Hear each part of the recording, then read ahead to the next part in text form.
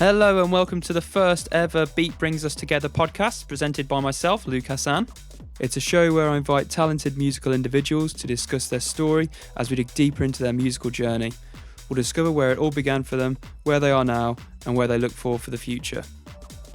This week on the podcast we have DJ Trieste, and he's going to be talking all things Voyage, Prodigy Studios, Boomtown Festival, his new radio show Acid Test, and everything he has planned for the future. It was a real pleasure having him on the podcast, and it really is a good one. So I hope you enjoy.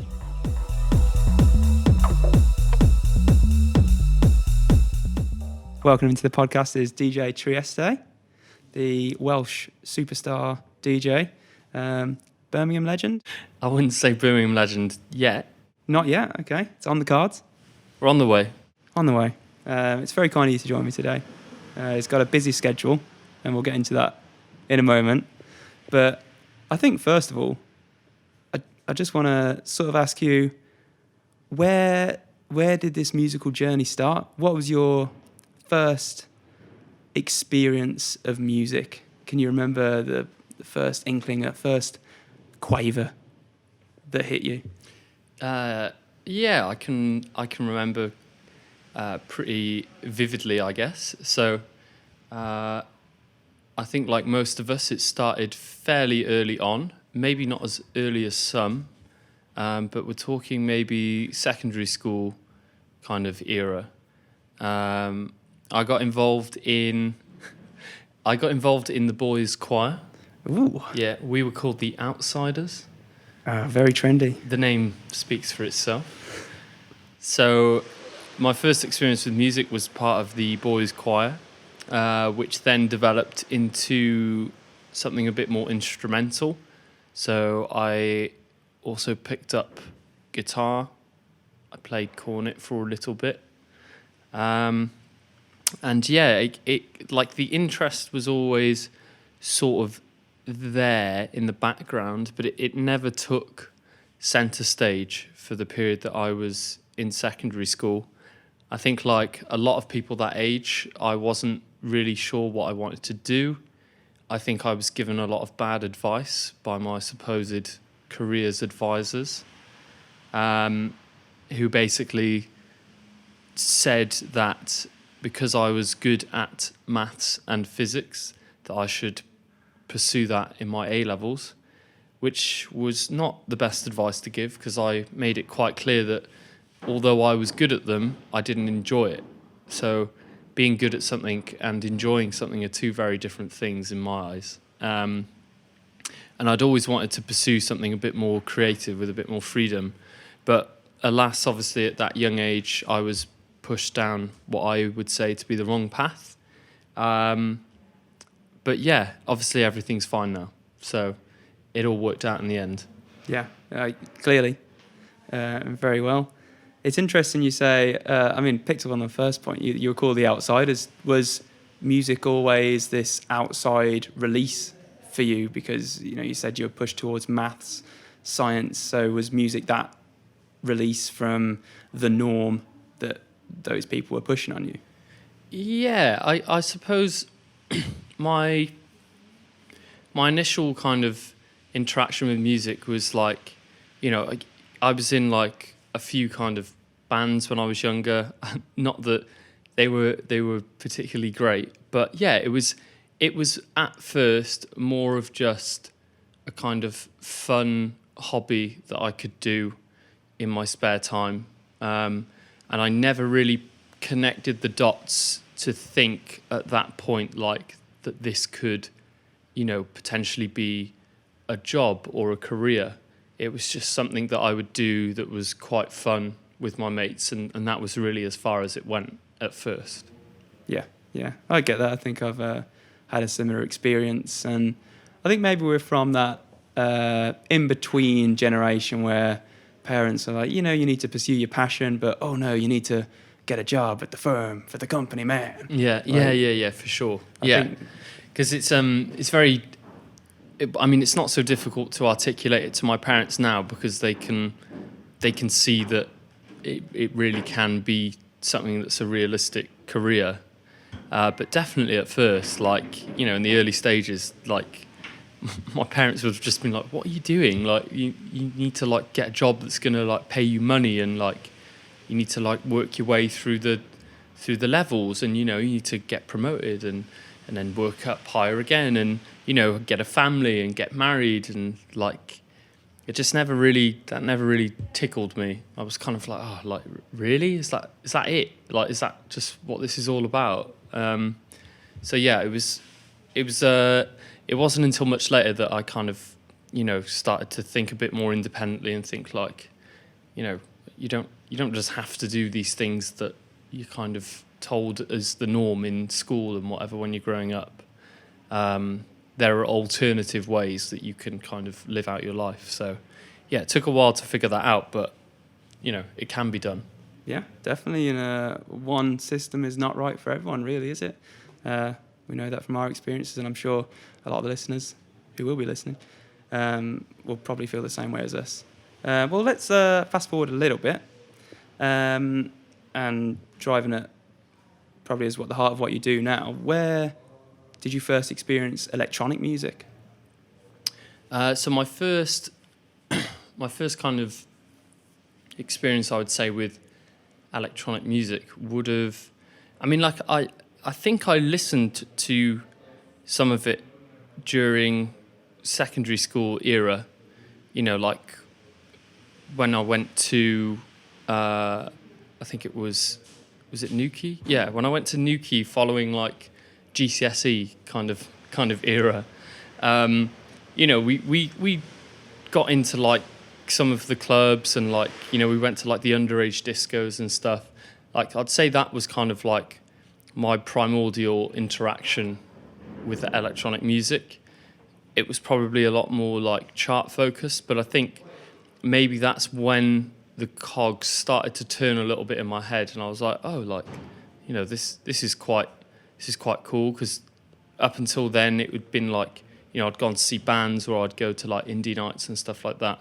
So yeah, it was a new experience, and I think just the fact that it was new and it was different from what I was used to, I was intrigued. But again, at this point, there was no like, light bulb, like, this is it now, like, I love electronic dance music and this is what I'm going to do. But yeah, now that I think about it, I'm like realizing that, I was at least curious at that time, but I wasn't like fully thrown into it yet. Yeah, that's understandable. I think playing on that, I think maybe we're men of a similar age, dare I say, nearly 30s. Please don't say that. No, just 25. Yeah, you could. No, men like us just say we're in our 20s. We're in our 20s. That's factually accurate. Yeah, can't say that's not true. Can't say that's not true. But where we go? Getting back to the electronic music, maybe, there was obviously the rave scene in the 90s, which probably, we were too young for, and that was developing. You had hits coming in and out, really, wasn't there, throughout the charts throughout those years. So that, because it kind of is relevant to our upbringing, our music taste, it would come in the charts. It would have a major national play record, and people would be interested. Would you say, as that was developing, it more and more electronic music was entering the mainstream, and then that's also pushing the underground? Would you sort of say that's when you were really getting into more underground electronic music? It's a strange one, because actually, like, while I'm like obviously extremely aware now of kind of the history and the development of electronic music, at the time I really wasn't. I wasn't kind of like scholarly in any way towards its history. I can't say I was like particularly interested to find out what its history was. So a lot of my engagement, I would say, with like the music of the 90s and into the 2000s is actually quite retrospective. It's only like further down the line, when I've started to take more of an invested interest in the electronic music scene, that I've kind of looked back and been like, oh wow, like all of this stuff was going on like while I was growing up as a child. Like as I like went into my teens, as I went into my early 20s, and like it in part just completely breezed past me. And I think a big part of that is like sometimes you're kind of like not forced to, but you listen to like the music that your parents listened to, right? Like it's all I really had access to at the time. And they're not huge into their music. They like music, obviously, like most people do, but you know, they're not massively invested in it. You know, they're not digging for like really obscure underground tracks. It's sort of like, you know, they'll just turn the radio on and whatever's on is on. Like it's that simple. But then it also makes it quite exciting for me now because I just have this overwhelming desire to like keep digging deeper and like trying to see what else I've not listened to before, what else I've never found, or other histories from like other corners of the globe that like, you know, have had huge effects or huge impacts on the sort of global dance scene. So it's definitely made me more curious in general around music and around its history. So, you know, it's funny how it's developed that way, but yeah, I would say it's actually in the end had quite a positive impact on the way that I approach music now. Yeah, I think that's the thing, isn't it? Parents give you, in all aspects really, a taster of something. They give you a taste of their music, and you're always it's a stepping stone development point from there on. Okay, so you say you know it was a gradual rise into the electronic music world. Can you think of a song that sort of sums up that era for you, or something that chimes with you and that's remained with you? One of the first electronic tracks you heard. I think like, and again, I can't pinpoint exactly when and where I would have like made this connection, but it's a track that's always stuck with me and still to this day like finds a place in my DJ sets, and that is the track Just by Bicep. It was I don't know why, it's just like it for me. It has everything in it. Like it's quite euphoric, it's a little bit like ambient, it's got like a really sort of punchy, memorable like breakbeat percussive line in it. It's like to this day, like it still resonates with me, and I think it's because it actually shares as well like clear like historical parallel with tracks that were being produced in the 90s and then developing into the 2000s. So it almost has all of that history attached to it as well, or even though it's, you know, a relatively, I would say, modern dance tune, it clearly is influenced by all of that history and by that development of electronic music. So yeah, I'd say that is probably like a pretty important track to me. It was also one of the tracks that first pulled me away from playing like the bass house music that I first got involved with, which I believe you were heavily involved in as well. Yes. But yeah, that was one of the first tracks really that like took me away from that, and I was like, oh, you know what? Like, there's actually just so much out there. Like, there's no need to really be focused on any one particular genre. Like that, there's so many producers making so many good tracks across all sorts of styles and genres. Like, it makes more sense to try and, you know, see what else is out there and just, you know, develop from that. Yeah, I think those guys are a testament to do something you like. You can be completely different, be completely out there, and still have that musical, well, the electronic musical heritage. And it's just really works. It's so popular. Another thing, just to be yourself especially in music, play what you want. Yeah, for sure. I think like, you know, but Bicep in general are a really great example because their whole journey developed actually from a blog, right, where they were finding like obscure Italo disco tracks and other tracks like from the annals of time, and just basically like reposting it and talking about it. And then that developed into them actually creating their own music, and now they are where they are today. So, it just goes to show that just by having an almost like nerdy affinity with music can really develop into something tangible. So yeah, I've got a lot of time for them and a lot of time for the journey that they've been on. For sure, man. I think we've seen them together once or twice, 3 times. I don't know. We've seen them at least once together. Yeah, for sure. I've seen them a few times. Special moments there. It brings us nicely actually onto Voyage, which I'm personally a big fan of, and I think it's a pretty unique event in Birmingham. I find it has its own unique voice and tastes, which I'm sure is massively cultured by yourself. And I'd just love to hear your take on Voyage, and where did Voyage come from, and why do you think Birmingham needed another event? So Voyage actually kind of stems back years, in the sense that and when I say we, I mean myself and Chris and also Luigi, because we all used to work at Selfridges together. Right. And we would congregate on the All Saints shop floor. But yeah, so the idea to kind of come up with an event happened all those years ago, just chatting on the shop floor, really. We were all obviously very interested in electronic music. We all had very kind of like different tastes that kind of interweaved in some sense.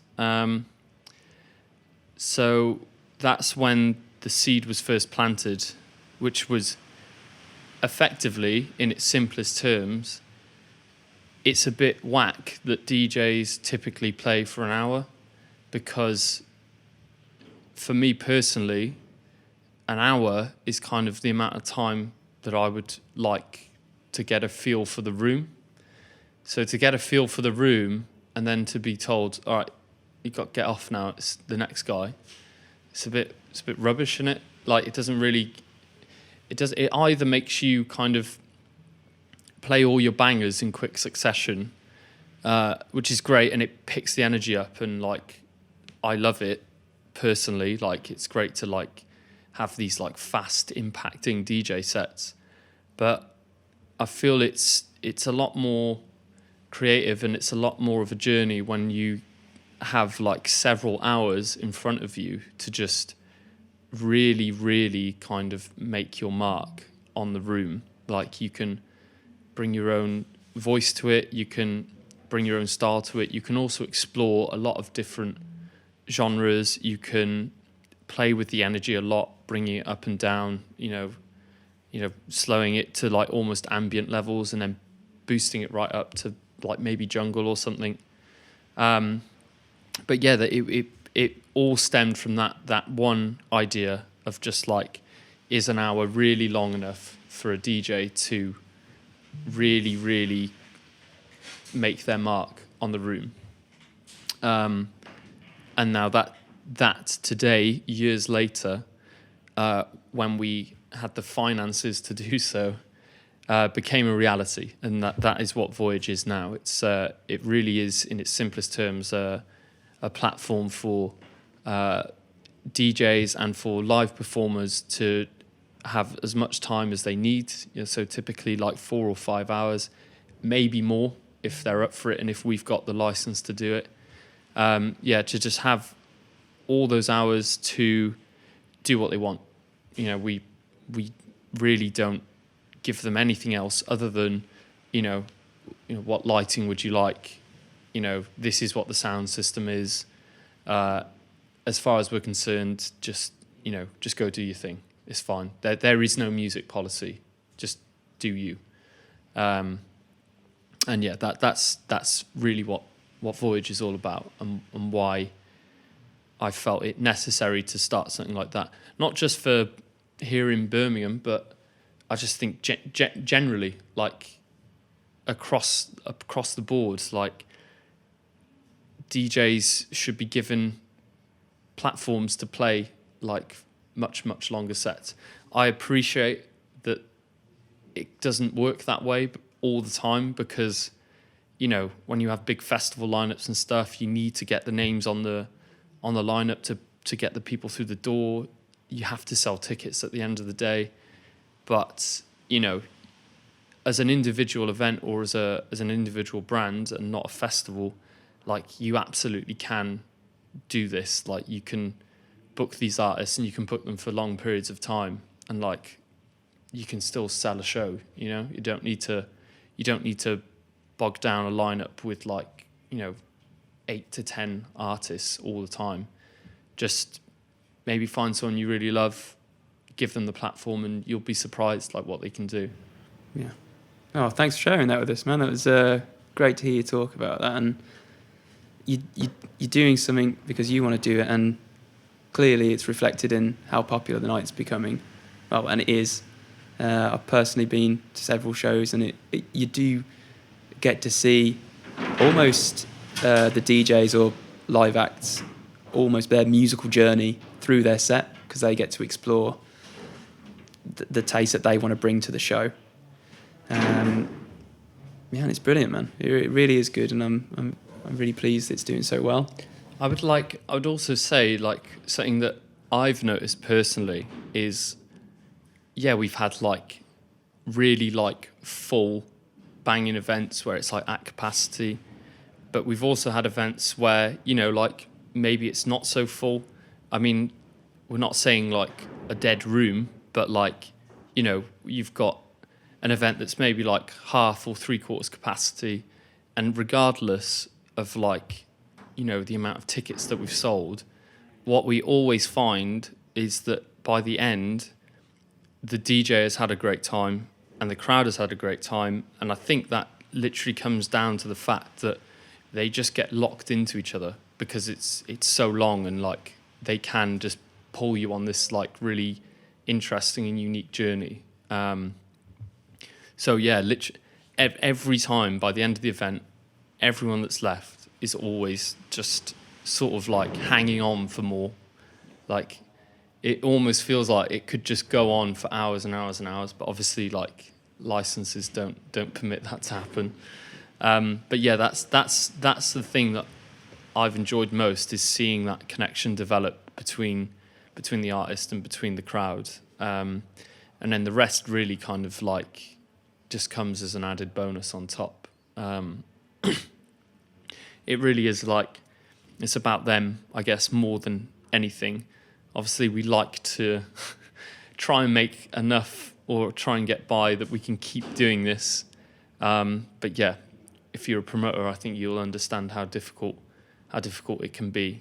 But yeah, we are going to carry on, and we've got quite a lot of good and interesting plans lined up, and we hope it's going to continue to develop and grow, and yeah, you know, keep being something that we can be really proud of.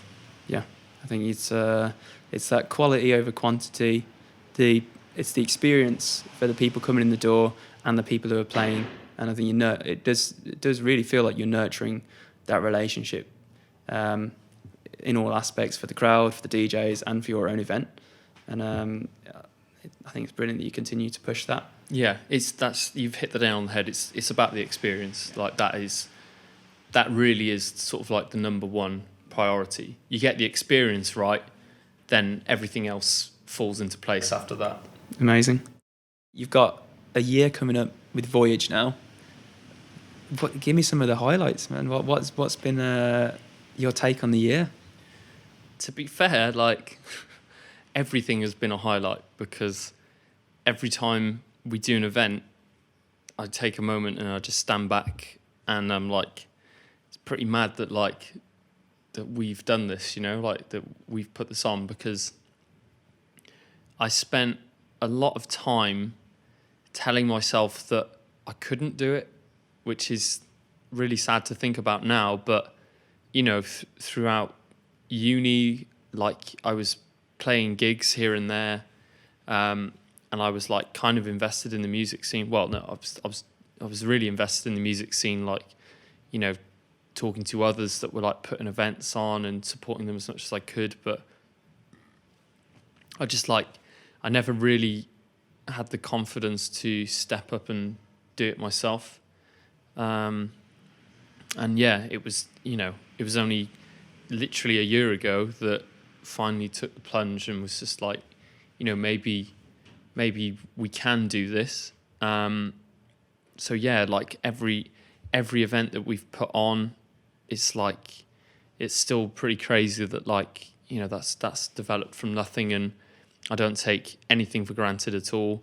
And, like everything has its ups and downs, but you need to just kind of like keep plowing on and appreciate that you're doing a thing that lots of people just aren't doing, but would love to. Like they absolutely would. Like I was one of those people. And I just hope that like what we do can inspire others to do the same as well. Like if anyone were to ever ask me for advice or, want to get involved in some way, I would be completely open to that. And I would never ever turn someone away from like doing what they want to do, as difficult as it can be to promote. If it's something you want to do, like you should do it and speak to the people around you and get advice from whoever can offer it to you, and just have a go. Because even if it didn't work out, like at least you tried. That's the thing, right? Yeah. It's always better to have tried, man. Otherwise you're going to live with some regrets. Yeah, definitely. Better to try and fail than to never have tried at all, right? That's it. Oh, you got that out. I was impressed. No, it's really great to hear you talk about that, man, because it's as a friend, it's been brilliant to see that progression in 12 months. Very proud, man. Very proud. Thanks, fam. This is probably quite a hard question because I was struggling to think of an answer as someone who's been to your events. Can you think of a song that sums up Voyage? That is a good one. Or maybe a song that may attract someone to come to one of your events, other than all the beautiful things you've been saying. A track to describe Voyage. Now that is that's a pretty difficult one. So, I mean, I can't think of a track that comes to mind, but like you get those kind of like mad 12 to 15 minute long tracks, like that just kind of like ebb and flow and change, and where the track started is absolutely nothing like where it ends. Like that's kind of like what Voyage is in a nutshell. It's like a huge extended track, or maybe something similar to like a symphony with lots of different like acts in it. Yeah. So yeah, I would say to come, because you don't know really what to expect. Like you can listen to the artists that we've booked, but I can guarantee you like they're not going to stick to just doing like one sound for the whole night. Like it will definitely change, and it will be a journey, and you'll experience like music that you've maybe not heard before, or at least a different take on kind of like the more popular genres. So yeah, that's kind of like the best answer I can come up with. That I can go away and I'll think of, or I'll find a track, Yeah, that does exactly what I've just said. yeah, Because they are out there, and I've got a few of them as well. Actually, you know what? There is like a Ricardo Villalobos edit, that's like a mad like sort of 12 to 15 minute long, like Turkish influenced piece, and it's got like all these sort of like organic instruments in it, and it just like builds up. It literally builds up over the course of this 12 minutes, like with like some mad solos and stuff in it. So yeah, I guess that's kind of like a good example. But I should probably find out the actual name of the release. We'll bring that in the info in the comment section. But I think really the fact that you couldn't pin down a track straight away says everything why you should go to a Voyage night to experience it, because it can be so different, and you never know what to expect. But brilliant, man. if you want to talk about this, if you can reveal anything, is there anything that you're looking forward to, that we should look forward to for Voyage in the next year? Yeah, there's loads. There's Good. We've got a lot planned. We're talking as well to one of the sort of most prestigious brands operating in the city about nailing down some interesting collaborations. So very excited to work with these guys. 2020, we're looking to kind of spread our wings out beyond Birmingham as well. Although obviously we'll still have a presence in the city. But yeah, we want to sort of take what we do to the next level. In terms of actual like bookings and lineups, I'm going to keep that tightly under wraps. But we do definitely have some announcements coming up that are sort of pretty exciting, and we can't wait to sort of like get rolling really. So yeah, we've got 2, potentially 3 more shows planned for this year, and then going into 2020, we're already discussing another 1 or 2 potential shows. But we'll build up our sort of 2020 calendar over the next coming months. So yeah, there's plenty in the pipeline to look forward to, but can't give specific details at this moment. Well, that's okay. It's great to hear you've got a lot planned though. So, Mr. Champion, you recently won Pirate Studios Prodigy DJ competition. Congrats, first of all. Thank you. Secondly, tell us about it. We want to know. So first off, I also want to give a bit of a shout out to my kind of joint prodigies. So because the judging was so close, they couldn't actually pick any individual winner, which obviously says a lot about the quality of the competition that came through as well. So I want to give a shout out as well to Jay Carter, who is herself a really, really talented selector, and plays a lot of tunes that I'm envious of, and she seems to think the same of mine as well. She invited me down to guest on her Soho radio show as well. So, massively appreciate the platform, and it means a lot. There's also Eclecticist, who is also a really, really, really good DJ. I think what I liked most about what he did and what he does is like the music that he plays, again, is like, it's not really something that I've dabbled into too much. But now I'm really starting to like listen to more of his mixes, and I'm really like digging the energy of it. So yeah, I'm just kind of like keeping my eye on him and seeing where he goes. Again, I've played alongside him on Jay Carter's show. We did like a 3-way back-to-back, which was pretty interesting because we were all kind of like throwing in our like personal tastes and like obscure records. So yeah, it's been really great to kind of just meet them really in the first place. To meet all the competition entrants who got to the final, like everyone deserved to be there, and everyone had like their own unique take on their DJ sets. So yeah, just kind of like meeting people like this in the industry who are on the same journey as you, who are on a similar path to you, and maybe even on like a similar level in terms of their like personal development. It's great to be able to like chat to them and air our own like anxieties and help each other out with like certain questions or problems. So yeah, like that's another thing about the competition that I've really taken away, is like that I've been able to like reach out to other artists and give them advice, and they've given advice to me. And yeah, it's going to be really exciting to see like where we all develop from here. Like really looking forward to it. Oh, that's it's superb that you, even within a contest, it's created a community already just between the guys and girls that were in it. And I did get to see their sets on their YouTube channel, and they were awesome, man. And you sent me yours as well. Obviously, I thought yours was the best. But you can't say that, Luke. I can't say that. But I am biased. We've known each other for a little while.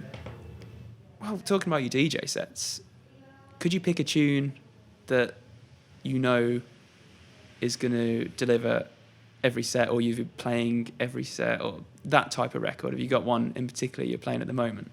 Yeah, I've got a track that I try and drop if I can, if the energy permits it, because it can be like quite intense, but it actually works a lot of the time as a way to, kind of re-energize the crowd if they look like they're kind of waning a bit. And that track is Coco Papa by Red Axes. In fact, you know what? That's a really great tune to mention for the Voyage sound, because although that track's not hugely long, it does ebb and flow, and it changes a lot, and the way that it starts is incredibly different to the way that it develops in the middle and at the end.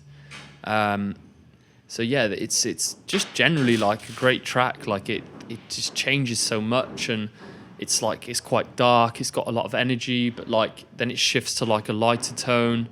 It's also like really trippy and psychedelic. So yeah, it definitely describes what I like to hear and what I like to play in my DJ sets quite well. So yeah, I've been rinsing that one a lot recently. Amazing, and I'm sure the listeners are going to love to hear a little snippet of that.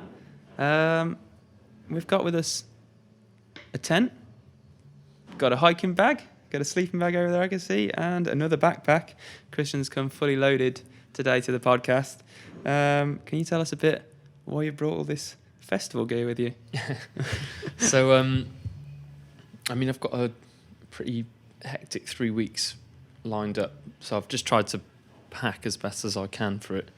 But yeah, the immediate news, and probably the most exciting news that I'm really looking forward to, is that I will be through the good grace of Pirate Studios and the Prodigy's competition.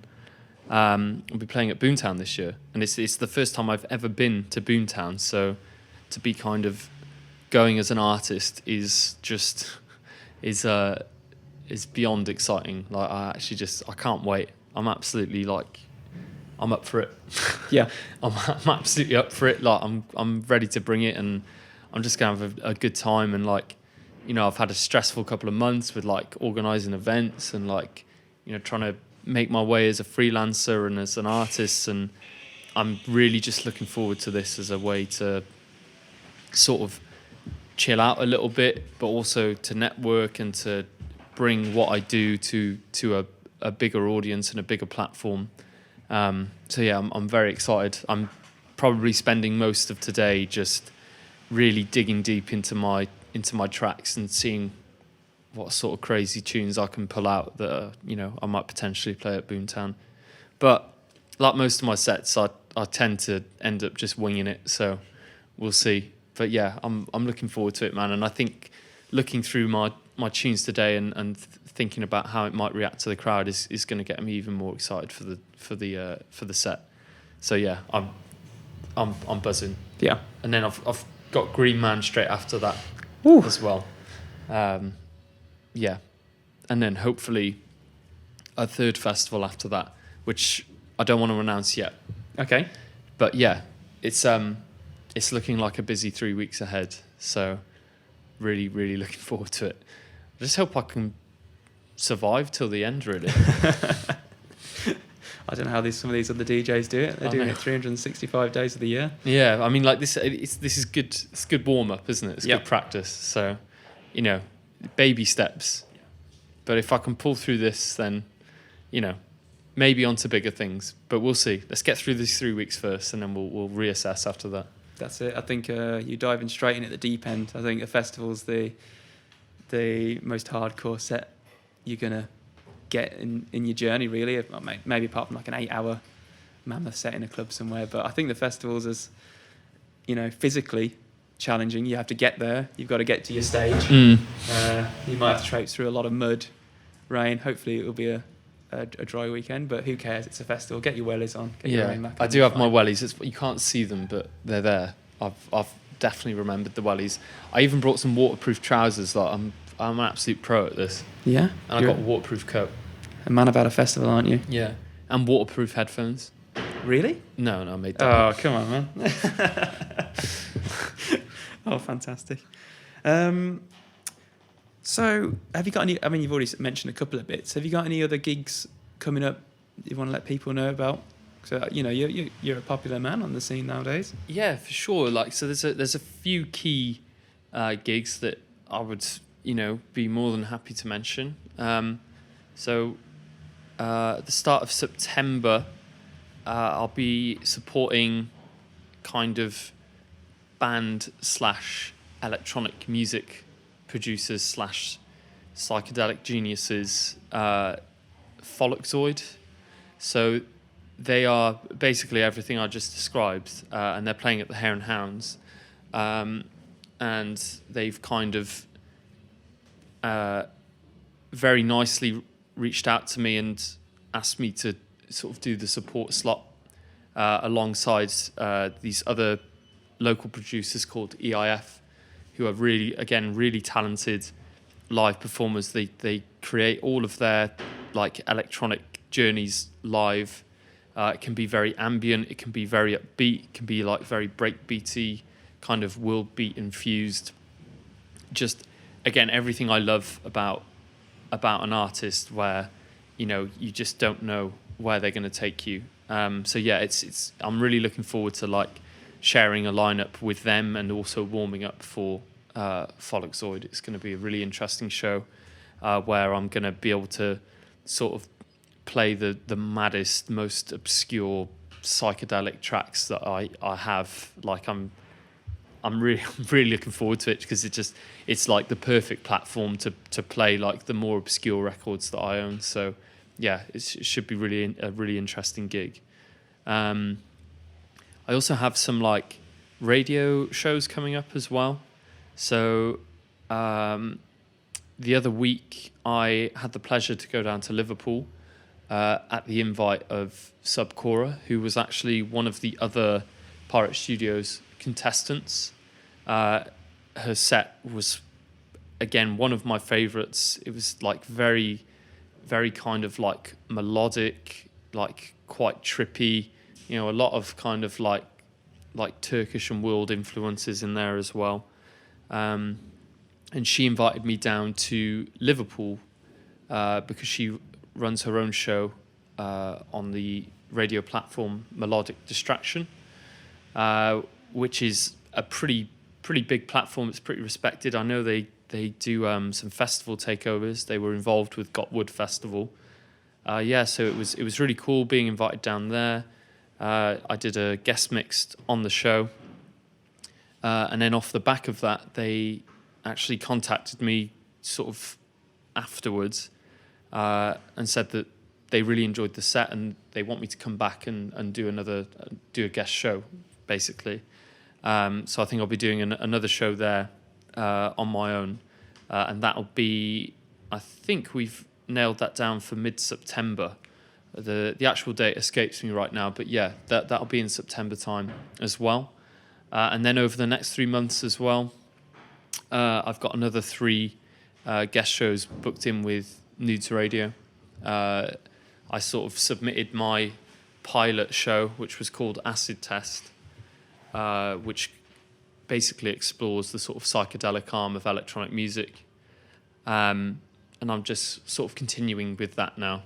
So just building on the pilot, I'll be sort of playing really sort of nice, trippy, psychedelic ambient sounds, and then throwing some more kind of upbeat stuff in there as well.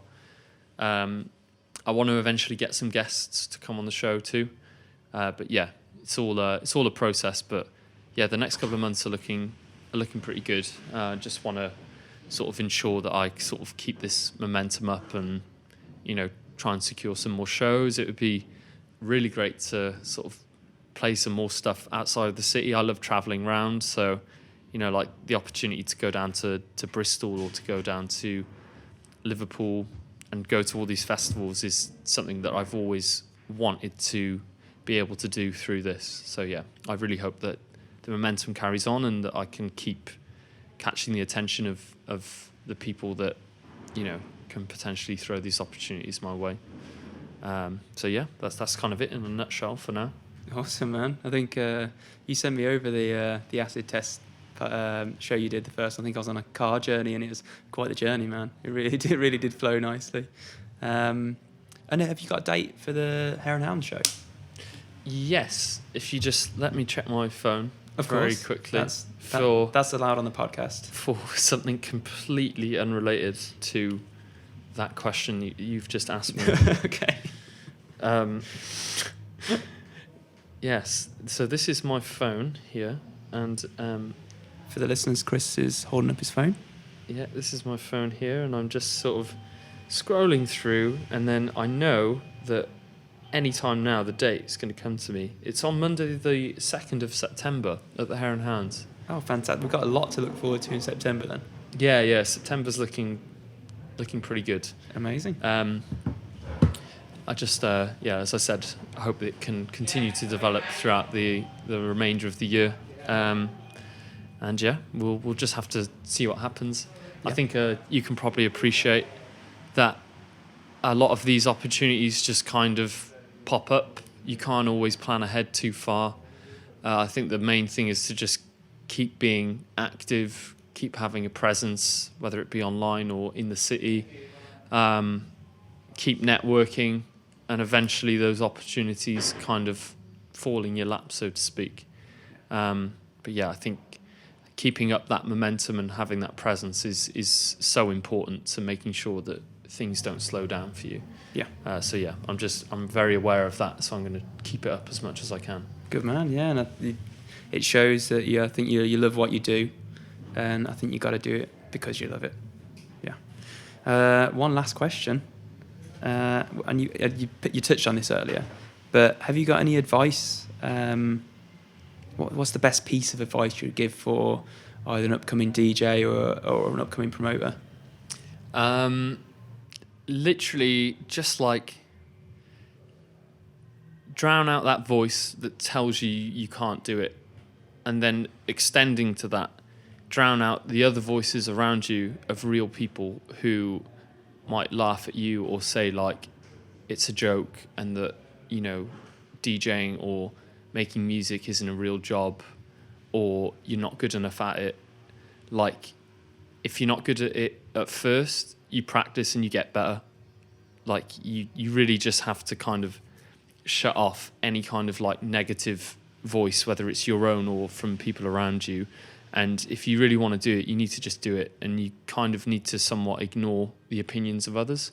It's really great when you start hearing positive feedback and positive opinions, but in terms of the negative stuff, like, you really just have to learn to sort of drown it out. That it's normally coming from a place of, I don't know, someone else's insecurity, I guess. But it has no place in your journey, so you need to just knuckle down and do it. If you really want to do something, you need to just do it. Like, it's that simple. Yeah. Like, all these times you're saying, I can't do it, or I don't have the time to do it, or I don't have the means to do it, they're just excuses. And if you really want to do something, you will find a way to do it. It's easy. It doesn't have to be expensive. Like, it doesn't have to require a really top-notch studio. Like, my first experience with DJing was I just literally bought a second-hand Mix Track Pro and started practicing on that. It's a piece of shit. Like, it's awful. But, like, it got me to where I am now. And if I'd never done that in the first place, I wouldn't be here. So, yeah, it's a bullshit excuse if you're saying, like, I don't have the means to do it, because there's always a way. There's always a way. Surely a friend of yours might have kit as well that you can practice on. There are ways. You just got to kind of, like, get your head in the right place and just do it. I couldn't agree more, Chris. That's an excellent piece of advice for anyone out there. And that brings us to the end of the podcast. Thank you so much, DJ Trieste, for taking the time out of, well, we all know is a very busy schedule for you. And thanks so much for coming on the podcast. It's all right, man. It's a pleasure, and I appreciate you inviting me down on this and doing the first show as well, being the beta test subject. That's what I do. Forever, for a friend. And we just want to thank the Melting Pot for letting us use their space. Well, Christians. Yeah. Space. It's pretty cool in here. So if you heard any background noise, that is the Melting Pot. Yeah. And there is actually one more person in here. But do you want to say hello? Say hello to the podcast? Yeah. Go on. Wait, can you hear me? Hello. Hi. See, we'll say she's the producer. She's been the producer yeah, of she's the been show. keeping us in check. Yeah, I hope you guys enjoyed the podcast. Amazing. Oh, thanks so much, man. Oh. Thank you very much, man. Yeah, it was good. That was brilliant, man. Enjoyed that.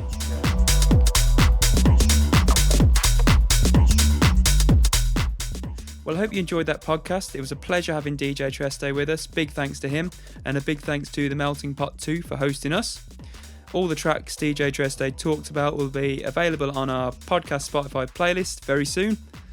Make sure to subscribe to the podcast and rate 5 stars. You can find us on our socials at Beat Brings Us, or alternatively, you can drop us an email at beatbringsustogether@gmail.com. Please send in any questions you'd like me to ask future guests or any feedback you have. I'd love to hear it. Thanks, and until next time, you've been listening to Beat Brings Us Together podcast with me, Luke Hassan.